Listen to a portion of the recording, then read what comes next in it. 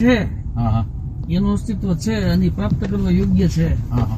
ઈ સાક્ષાત્કાર બુદ્ધને કેવી રીતે એ સતોરીના માધ્યમથી જ થયો હોય. બુદ્ધ હાવ અંધારામાં કઈક વસ્તુ ગોતી એ એવું તો કેવી રીતે બને કે જેનો આધાર નથી? ના એટલે સતોરી નહીં પણ પ્યાસ કહેવાય ને ઇધર. સતોરી તો પ્યાસ પછી ઘટતી ઘટના છે, પછી ઘટતી ઘટના છે. એ વાત બરાબર. એટલે પ્યાસ તો એવી વસ્તુ છે કે અદ્રશ્ય વસ્તુની ખોજ છે. એટલે આમ દેખાતું નથી પણ છે એવો કોઈ અહેસાસ છે એમ. એ આમ એને આમ અંદરથી પાક્કા પાયે ખબર છે ને ભગવાન કે આ છે જ તે. હા હા થાય ને છે.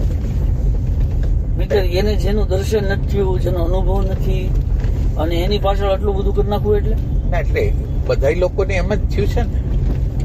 એને ક્યાં જોયું હોય છે? બધા લોકો જયારે યાત્રા કરેલી હોય ત્યારે ક્યાં જોયું હોય છે?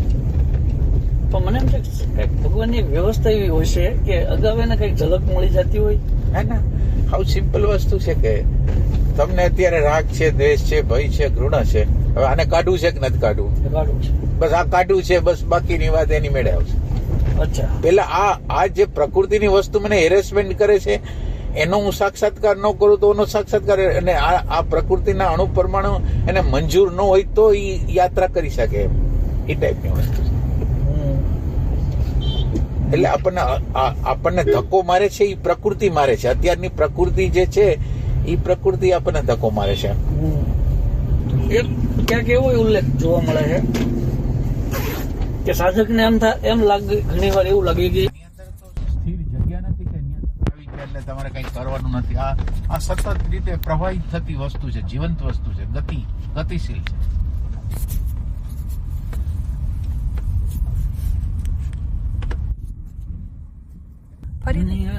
પછી પાછું એનું થઈ ગયું ને મેં તો ક્યાં મળ્યું.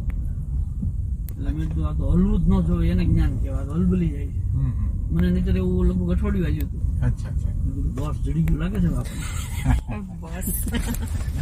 એટલે ખરેખર તમે એમ કે રાઈટ ઓબ્ઝર્વેશન છે ને, તમે જે જગ્યા હશો ને એના કરતા તમને આગળ જવા માટેની પ્રેરણા રહેશે. એટલે અહીંયા કોઈ સ્થિર જગ્યા જ નથી કે અહીંયા પૂરું થઈ ગયું એવું કંઈક છે. 5 કલાક વિચાર નહોતા આવ્યા.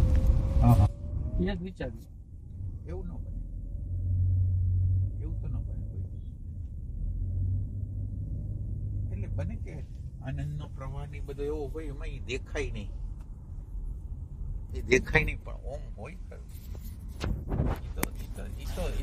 તો બહુ જાગૃત વ્યક્તિ લોકો હોય. એટલે ખાલી વ્યાસજી એક વખત કીધું હતું કે એક હોટલમાં હતા અને 1 કલાક લગીને વિચાર નહોતા આવ્યા. ત્યારે એને રમેશભાઈને કીધું હતું કે 1 કલાક વિચાર નથી આવ્યા.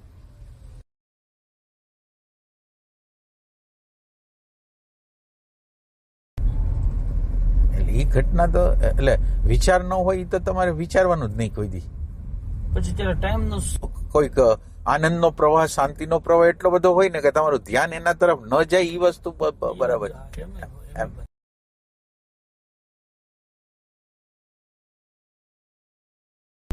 જ્ઞાન એવું નક્કર જોઈને આપણે કે એ હલબલે નહીં એવું જ્ઞાન જોઈ છે. એટલે તમે દરેક વખતે તપાસતા રહ્યો કે આ પ્રસંગ બને છે ને મને તો આમ થાય છે, તો હવે મને જ્ઞાન ક્યાં થયું? આમ તમે તપાસી શકીએ એટલે તો સંજોગો આખો દિવસમાં બનતા જ હોય છે.